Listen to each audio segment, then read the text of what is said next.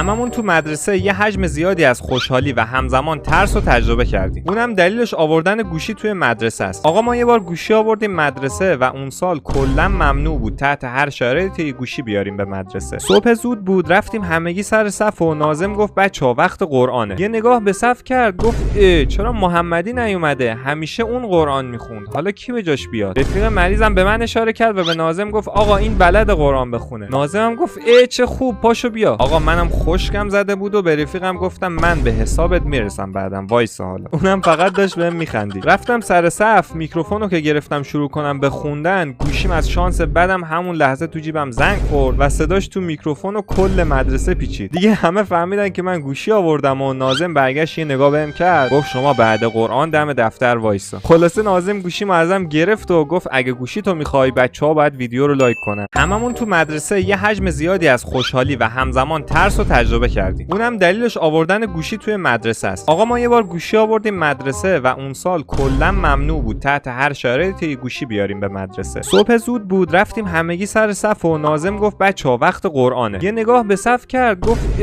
چرا محمدی نیومده؟ همیشه اون قرآن میخوند. حالا کی به جاش بیاد؟ رفیق مریضم به من اشاره کرد و به ناظم گفت آقا این بلد قرآن بخونه. ناظمم گفت چه خوب پاشو بیا. آقا منم خشکم زده بود و به رفیقم گفتم من به حسابت میرسم بعدم وایسا. حالا اونم فقط داشت بهم میخندید. رفتم سر صف، میکروفونو که گرفتم شروع کنم به خوندن، گوشیم از شانس بدم همون لحظه تو جیبم زنگ خورد و صداش تو میکروفون و کل مدرسه پیچید. دیگه همه فهمیدن که من گوشی آوردم و ناظم برگشت یه نگاه بهم کرد گفت شما بعد قرآن دم دفتر وایسا. خلاصه ناظم گوشیمو ازم گرفت و گفت اگه گوشی تو میخوای بچه‌ها باید ویدیو رو لایک کنن.